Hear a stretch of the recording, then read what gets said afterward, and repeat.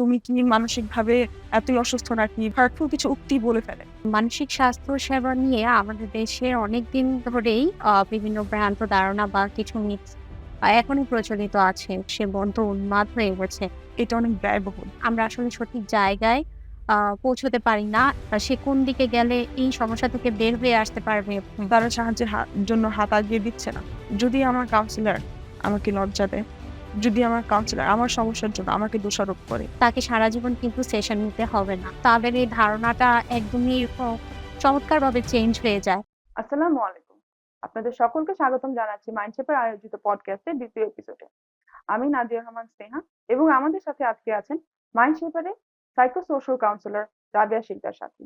আজকে আমাদের পডকাস্টের আলোচ্য বিষয় হবে মানসিক স্বাস্থ্য সংক্রান্ত কিছু ভ্রান্ত ধারণা। আপু, আপনি কেমন আছেন? আলহামদুলিল্লাহ আমি ভালো আছি। আপনি কেমন আছেন?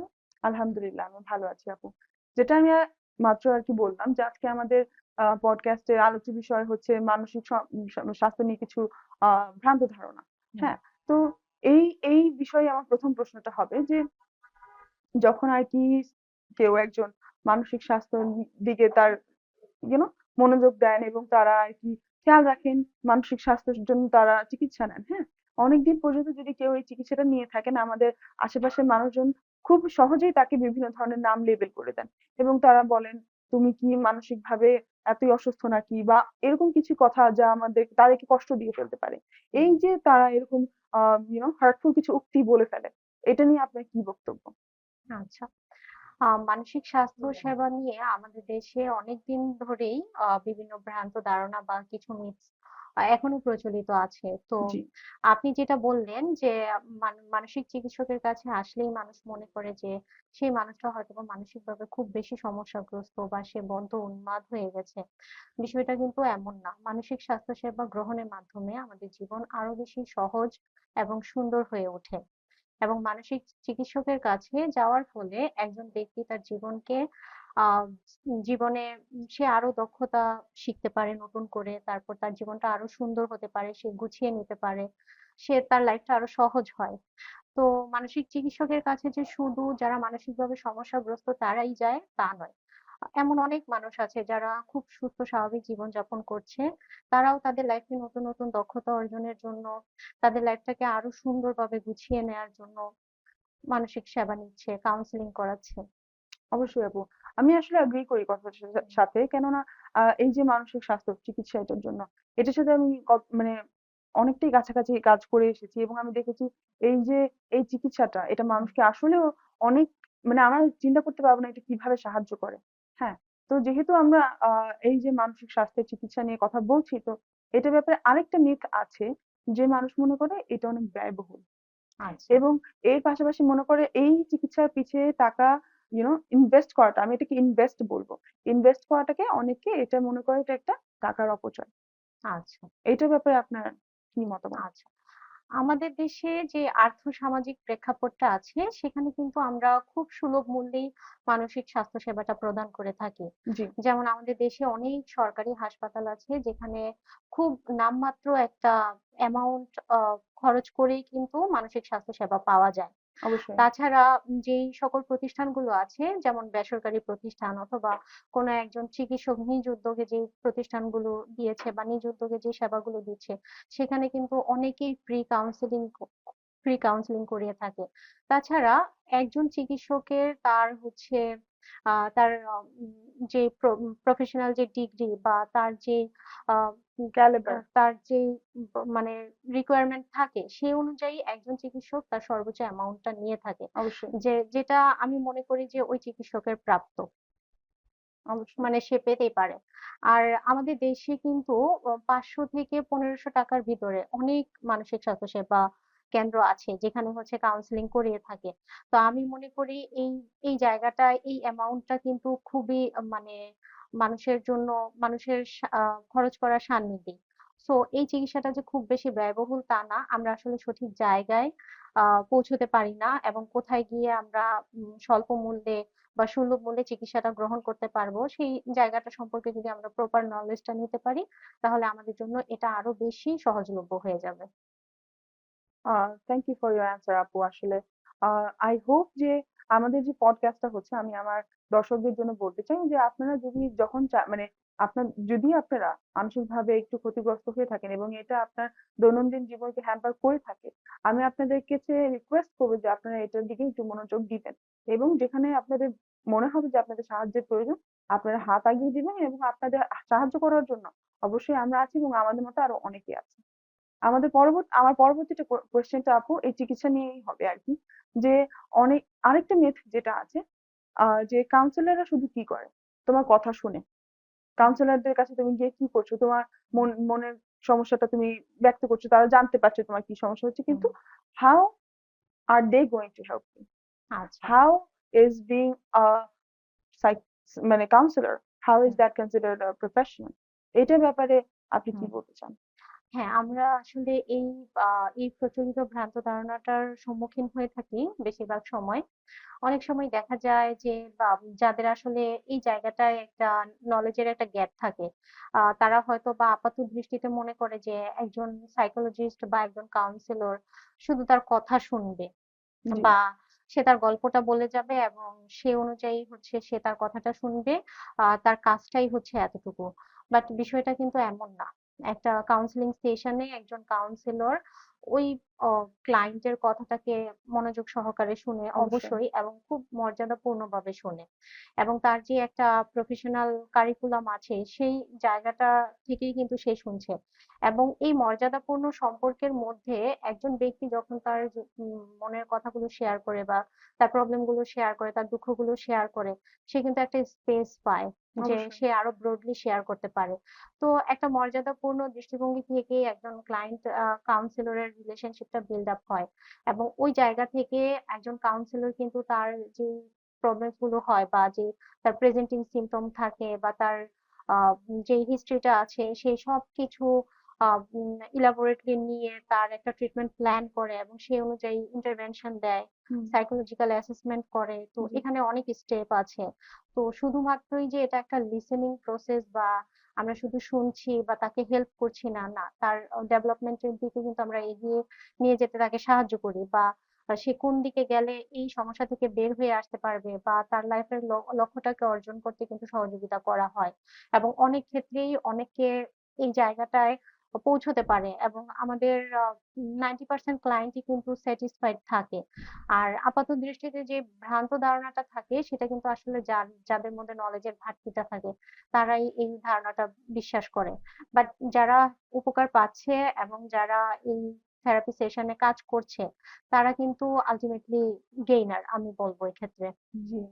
আহ এই এই প্রসঙ্গে যদি আমরা থাকি, হ্যাঁ, তো যেটা হয় যে সাপোজ আমি নিলাম একটা কাউন্সিলিং সেশন, রাইট, কিন্তু আমি আমার ফ্রেন্ডের কাছে যাব, আমি যদি তাদের সাথে কথায় কথায় বলে ফেললাম যে আমি একটা কাউন্সিলিং সেশন নিয়েছি, আমাকে কি বলা হবে যে কাউন্সিলর তো তোর সমস্যার সমাধান করে দেয়নি, হুম, কাউন্সিলর তো তোর হুম, সমস্যা যেগুলো হয়েছে ইন ইউর পাস্ট সেগুলো চেঞ্জ করে দেয়নি, হুম, তো why did you waste your money. হয়তো হুম, আমার ফ্রেন্ডরা আজকে আমাকে এই কথাটা বলায় অথবা এই কথাটা হুম, আমি শোনাতে হুম, আমি পরবর্তীতে আর কাউন্সিলিং সেশনটা নেব না। হুম, ডু ইউ থিংক এই যে এই বক্তব্যগুলোর কারণে আমাদের আশপাশে যে মানুষগুলো আছে যাদের হুম, অ্যাকচুয়ালি সাহায্যের দরকার, হুম, তারা সাহায্যের জন্য হাত আগিয়ে দিচ্ছে না? হুম। Do you think it is true? আচ্ছা, এই প্রচলিত ধারণাটাও বা এই প্রচলিত মিথটাও কিন্তু দীর্ঘদিন যাবত আমাদের দেশে ছিল যে জি, থেরাপিস্ট তো বা একজন সাইকোলজিস্ট হচ্ছে আপনার পাস্ট কে তো পরিবর্তন করে দিতে পারবে না বা আপনি যে একটা মিজারেবল টাইম অতিবাহিত করে এসেছেন সেই হুম, জায়গাটা তো সে ঠিক করে দিতে পারবে না, অবশ্যই না। রিপেয়ার করে দিতে পারবে না। তো তুমি কেন যাচ্ছ? তো বিষয়টা এখন হচ্ছে যে আমরা তো আমাদের কাউন্সিলিং সেশনে অবশ্যই বলি যে প্রেজেন্টে ফোকাস করা বা আমরা প্রেজেন্টে থাকি। আমরা এভরি টাইম চেষ্টা করি যে আমাদের ক্লায়েন্টকে যাতে তার প্রেজেন্ট মোমেন্টে অ্যাওয়ারনেসটা আসে সেই জায়গাটায় নিয়ে আসতে। আর এখানে যে বিষয়টা যে হ্যাঁ অবশ্যই আমরা পাস্টকে কিন্তু ঠিক করে দিতে পারি না। হুম, তবে আমাদের কাছে যে ক্লায়েন্টরা আসে তাদের যে পাস্ট থেকে যে একটা এক্সপেরিয়েন্স আসে বা তার পাস্ট থেকে যে কষ্টটা থাকে, যে ভয়টা থাকে, যেটা তার বর্তমানকে কি করছে? বাধাগ্রস্ত করছে। বর্তমানে সে ওই জায়গা থেকে বেরিয়ে সামনে আগাতে আগাতে পারছে পারছে না। না। ওই জায়গাটায় কিন্তু আমরা তাকে হেল্প করছি। হুম সে যাতে তার পাস্টের ট্রমা বা পাস্টের কষ্টগুলোকে কাটিয়ে উঠতে পারে, তার যে ফিয়ারটা আছে সেটা যাতে গ্র্যাজুয়ালি সে ধাপে ধাপে কমিয়ে নিয়ে আসতে পারে, এই জায়গাটায় আমরা সহযোগিতা করছি। আর এখন কিন্তু আমাদের সোসাইটি অনেকটা আপডেটেড হয়েছে। অবশ্যই যেমন এখন কিন্তু একজন ফ্রেন্ডের সাথে যখন শেয়ার করে যে আমি থেরাপিস্টের কাছে যাচ্ছি, তখন কিন্তু এটা অনেক ক্ষেত্রে ইন্সপায়ারিং হয়ে যাচ্ছে। আবার আমি আমি তো অ্যাকচুয়ালি স্টুডেন্টদের সাথে কাজ করি হুম এবং কাজ জি করছি। তো আমি দেখছি যে আমার স্টুডেন্টরা যখন আসে তখন আহ ওদের ফ্রেন্ডরাই ওদেরকে ইন্সপায়ার করে নিয়ে আসে। বা যখন দেখা যাচ্ছে যে ফ্রেন্ড সার্কেলের মধ্যে কেউ একজন মেন্টালি সাফার করছে, সে ফ্রেন্ড সার্কেলের মধ্যে শেয়ার করছে, ওরাই কিন্তু বলছে যে না, আমরা তো এই জায়গায় প্রফেশনাল তোমাকে হয়তোবা হেল্প করতে পারবো না, তো তুমি থেরাপিস্টের কাছে যাও।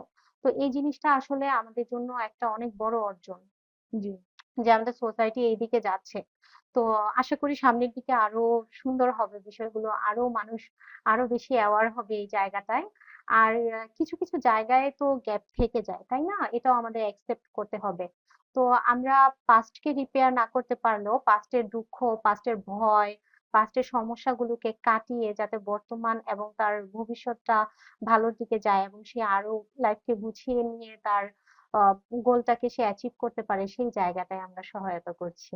জি হুম, অবশ্যই যেটা আমি মনে করি যে কাউন্সিলিং, যেটা হুম, আপনার কথা দিয়ে বুঝতে পারলাম যে কাউন্সিলিং করলে যেটা হয় যে আমরা আমাদের মনের ভিতরে যে ভারটা সেটা হুম, অনেকটা কমে আসে এবং এক্স্যাক্টলি। আমরা অবশ্যই একটা হুম, সুষ্ঠু পরিকল্পনা পাই যে কিভাবে আমরা নেভিগেট করতে পারবো আমাদের হুম, সমস্যাগুলোকে বর্তমান জীবনে। হয়তো পাস্টের সমস্যাগুলো আমরা চেঞ্জ করতে পারছি না, কিন্তু হুম, বর্তমানে কিভাবে লাইফটাকে বেটার ভাবে নেভিগেট করতে পারবো। আচ্ছা আপু মানে এটা এই সংক্রান্ত কোয়েশ্চেনই আরেকটা আমার অবশ্যই যে অনেকে যারা আমাদের ক্লায়েন্ট আসে তারা এই ভয়ে আগে আসতো না যে যদি আমার কাউন্সিলর আমাকে লজ্জা দেয়, হুম, যদি আমার কাউন্সিলর আমার সমস্যার জন্য আমাকে দোষারোপ করে। হুম, অনেকে আর কি এটা হয় যে তারা নিজের সমস্যার কথা, তাদের এই যে মানসিক অশান্তি, হুম, এগুলোর কথা খুলে আলোচনা করে না, এগুলোর ব্যাপারে কথা বলে না। কেন? কারণ তারা মনে করে তাদেরকেই দোষারোপ করা হবে। হুম, একটা জাজমেন্টের ভয়ে তারা এটা হুম, করে না। তো আপনি কি মনে করেন যে এই জাজমেন্টটা থেকে যদি তারা আগিয়ে আসে, এই ভয়টা থেকে হুম, আগিয়ে আসলে তারা অবশ্যই সাহায্য পাবে? হ্যাঁ, এখানে আপনি একটা চমৎকার একটা তুলে ধরেছেন। যেমন আহ, আহ, অনেক ক্ষেত্রে আমাদের ক্লায়েন্টরা বা আমাদের সোসাইটির মানুষ মনে করে যে একজন থেরাপিস্ট তার নিজস্ব মূল্যবোধ, তার ধর্মীয় বিশ্বাস বা তার যে চিন্তা ভাবনাগুলো আছে সেগুলো হচ্ছে তার ক্লায়েন্টের উপর চাপিয়ে দিতে পারে, বা ক্লায়েন্টটা জাজমেন্টের শিকার হতে পারে। অথবা তার যে নিজস্ব যে প্যাটার্ন আছে, তার যে বিহেভিয়ার আছে, বা তার যে চিন্তা ভাবনা আছে, তার যে বিশ্বাসগুলো আছে, সেই দিকেই আমাকে নিয়ে যাবে, হুম এটা ভাবে। জি বাট আমরা থেরাপিস্টরা কিন্তু আমাদের নিজস্ব মূল্যবোধ, আমাদের নিজস্ব বিশ্বাস বা আমাদের যে ধর্মীয় বিশ্বাসগুলো আছে, অথবা আমাদের যে চিন্তা ভাবনা, আমাদের থিংকিং প্যাটার্ন, এই বিষয়গুলো আমরা ক্লায়েন্টের উপর চাপিয়ে দিই না। আমরা প্রথমে হচ্ছে ক্লায়েন্টের বা আমাদের যেই আমাদের কাছে যারা আসে তাদের চিন্তা ভাবনাগুলোকে, তাদের মূল্যবোধ এবং তাদের ভ্যালুস গুলো বুঝার বুঝি, এবং বোঝার পর তার ওই জায়গা থেকে, তার ভ্যালুস থেকে কিন্তু তাকে আমরা তার সেই বিগার পারপাসটা অ্যাচিভ করতে সহযোগিতা করি। জি এখানে আসলে আমরা নন জাজমেন্টাল থাকি, সেটা তো আমরা সবাই বরাবর বলে আসছি এবং আমরা এটা প্র্যাকটিস করি। পাশাপাশি হচ্ছে আমরা ক্লায়েন্টকে দোষারোপ করি না। ক্লায়েন্ট যদি কখনো অপরাধ বোধ বা কোনো একটা উম কোনো একটা থাকে না? কোনো একটা গ্রিফের মধ্যে দিয়ে যাচ্ছে, তখন আমরা তার অপরাধবোধ কিভাবে কাটিয়ে নিয়ে আসতে পারে বা তার গ্রিফটা থেকে সে কিভাবে বেরিয়ে আসতে পারে, সেই জায়গাটায় সহযোগিতা করি। আচ্ছা অবশ্যই। হুম, তো আই হোপ যে আমাদের দর্শক বিন্দুরা এই বিষয়টা মাথায় রাখবেন যে যেকোনো সাইকোলজিস্ট যার কাছে আপনি যাবেন অথবা যাদের কাছে আপনি কাউন্সিলিং এর জন্য যাবেন, হ্যাঁ, তো যেটা হয় তারা কখনোই আপনাদেরকে জাজমেন্টের একটা পার্সপেক্টিভ থেকে দেখবে না। তারা আপনাকে কাউন্সিলিং করবে কেবলই আপনার মনের অবস্থাটা বোঝার জন্য এবং আপনাকে সাহায্য করার জন্য। তো আপু আমাদের পরবর্তী প্রশ্ন যেটা হবে, যেটা এই কাউন্সিলিং এর ব্যাপারে, যে অনেকে মনে করে কাউন্সিলিং এর ব্যাপারটা যেটা এটা একটা সাইকেল, নেভার হুম, এন্ডিং সাইকেল। তো হুম, আপনি একবার একটা কাউন্সিলিং সেশন নিবেন এবং আপনাকে আপনার পরবর্তী সারা জীবনই কাউন্সিলিং সেশন নিতে থাকতে হবে। তো এই যে একটা ধারণা, হুম। এটা কি সত্যি আদৌ? আচ্ছা। হ্যাঁ, আমাদের দেশে বা আমাদের সমাজের মধ্যে এই প্রচলিত ধারণাটাও আছে যে তুমি যদি একবার কখনো কাউন্সিলিং সেশনে যাও তাহলে তোমাকে সারা জীবনই কাউন্সিলিং নিতে হ্যাঁ হবে।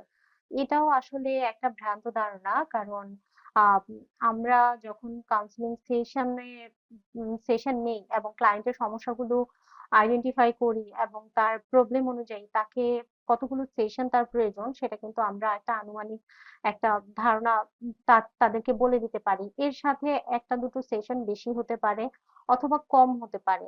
যদি ক্লায়েন্ট খুব বেশি অ্যাক্টিভ থাকে এবং সে তার আ আমরা যেই প্র্যাকটিস গুলো দেই, যে এক্সারসাইজ গুলো দেই, সেগুলো যদি সে প্রপারলি করে তাহলে কিন্তু তার যেই সেশন কাউন্টটা দেওয়া হয় এটার আগেই তার ইমপ্রুভমেন্ট চলে আসে। আবার কারো ক্ষেত্রে সিচুয়েশন একটু ডিফারেন্ট হয়। কারো একটু তার ইমোশনাল জায়গা থেকে হিল হতে সময় লাগে। সেক্ষেত্রে ২টো-১টা সেশন বেশি লাগতে পারে। হুম তো বিষয়টা হচ্ছে এমন। তো অ্যাপ্রক্সিমেটলি ৫ থেকে ১০টা সেশন একজন ক্লায়েন্টকে সম্পূর্ণরূপে না হলেও তার লাইফ দৈনন্দিন জীবন সুস্থভাবে এবং স্বাভাবিকভাবে কাটিয়ে নেওয়ার জন্য যথেষ্ট ৫ থেকে ১০টা সেশন।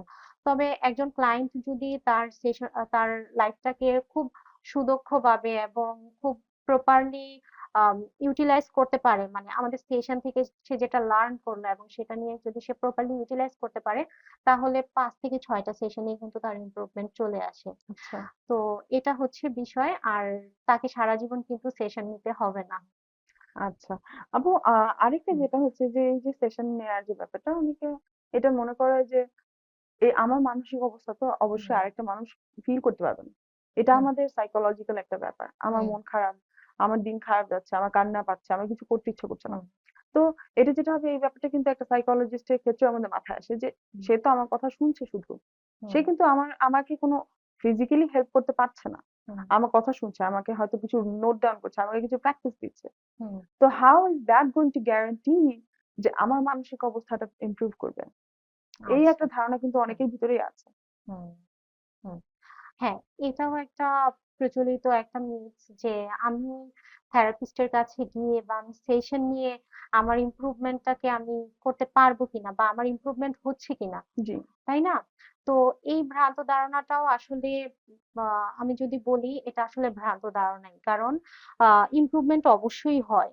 ইমপ্রুভমেন্ট অবশ্যই হয়। কারণ আমরা অবশ্যই সাইকোলজিক্যাল নলেজ গুলো গেইন করেছি এবং সে অনুযায়ী আমরা প্র্যাকটিস করছি এবং সেই অনুযায়ী আমরা ক্লায়েন্টের পার্সপেক্টিভ গুলো বুঝতেছি, ক্লায়েন্টকে অ্যাসেস করছি এবং ক্লায়েন্টের ট্রিটমেন্ট প্ল্যান করছি। তার সাথে অ্যাকশনে যাচ্ছি যে সে কোন স্টেপে যাবে এই বিষয়গুলো। তো একটা প্রপার গাইডলাইন কিন্তু এখানে মেইনটেইন করা হচ্ছে। তাকে সাইকোলজিক্যাল অ্যাসেসমেন্ট থেকে ধরে সাইকোলজিক্যাল ইন্টারভেনশন পর্যন্ত এবং এই ম এই সময় এই এই যে সেশন চলাকালীন সময়টা বা এই যে সেশনের যে পুরো প্রসেসটা। টাইম পিরিয়ডটা, প্রসেসটা, এই পুরো জার্নিতেই কিন্তু একজন কাউন্সিলর একজন ক্লায়েন্টের সাথে অ্যাক্টিভলি কাজ করছে এবং যখন ক্লায়েন্টটা সেশনে আসছে, তার সেশনগুলো রিপিটেডলি সে নিচ্ছে, অবশ্যই তার ইমপ্রুভমেন্ট হচ্ছে এবং ইমপ্রুভমেন্ট হচ্ছে এবং এটাই কিন্তু চলমান। আর ইমপ্রুভমেন্ট গুলো হবে এটাই স্বাভাবিক এবং ইমপ্রুভমেন্ট গুলো অনেক ক্ষেত্রে দেখা যায় কি গ্র্যাজুয়ালি হয়। যেহেতু মেন্টাল এবং আমাদের সাইকোলজিক্যাল সেক্টরটা এটার সাথে জড়িত। যেমন আমাদের ফিজিক্যাল হেলথ এর ক্ষেত্রে আমরা কোনো একটা মেডিসিন খেলাম, একটা পেইন কিলার খেলাম। আমার হয়তোবা ২ থেকে ৩ ঘন্টা পর আমার ব্যথাটা সেরে গেল। বাট এটা যেহেতু আমাদের মনের মনের একটা অবস্থা। অবস্থা, তো এটা গ্র্যাজুয়ালি হয়। তো অনেক ক্ষেত্রেই এই ইমপ্রুভমেন্ট গুলো আমরা দেখতে পারি, ক্লায়েন্টের পরিবার অবজার্ভ করতে পারে, ক্লায়েন্ট নিজে অবজার্ভ করতে পারে। তো গ্র্যাজুয়ালি ইমপ্রুভমেন্ট আসে, অনেকের ক্ষেত্রে কুইক ইমপ্রুভমেন্ট আসে, তবে ইমপ্রুভমেন্ট আসে।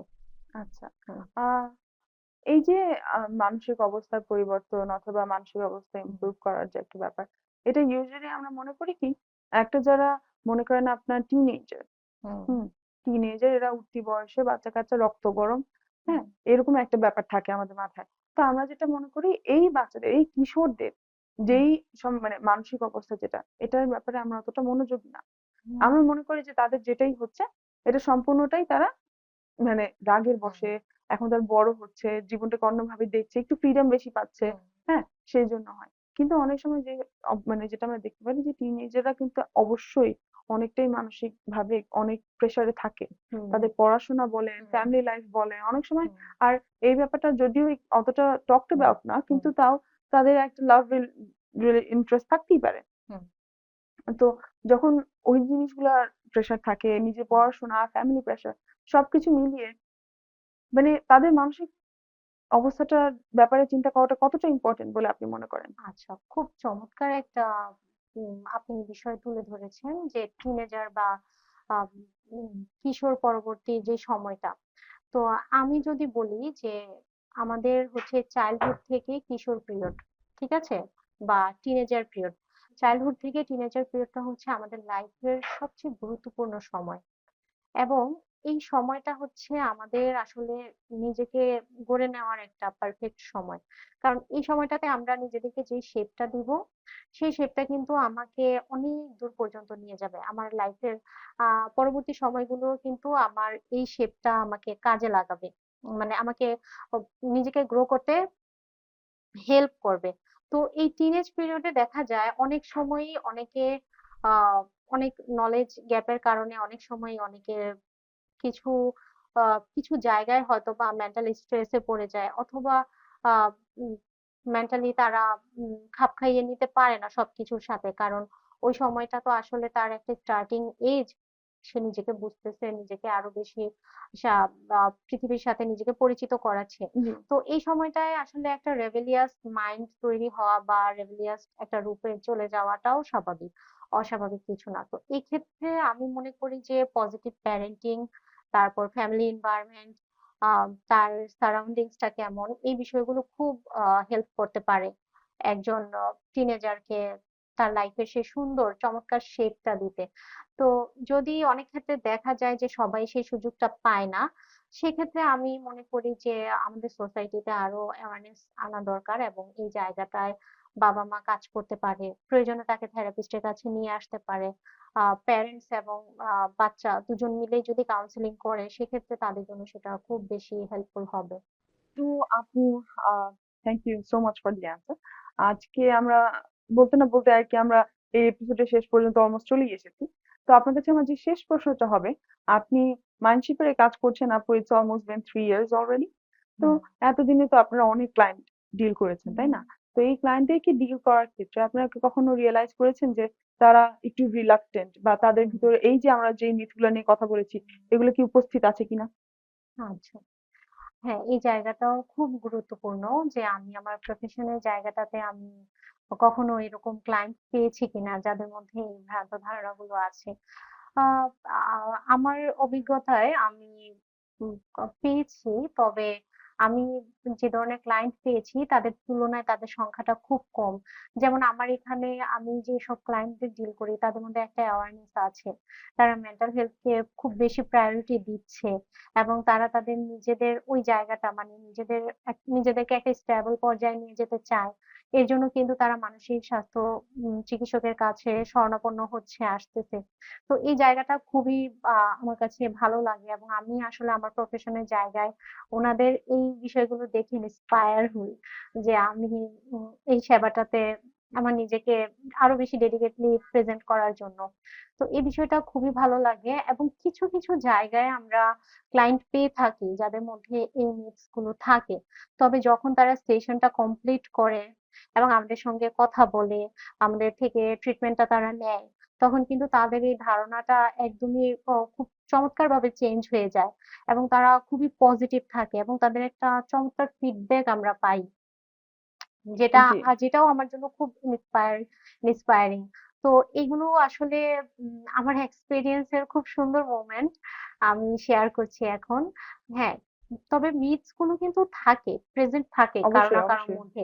তবে যখন তারা ট্রিটমেন্টে চলে আসে তখন কিন্তু বিষয়টা কিন্তু ডিফারেন্ট হয়ে যায়।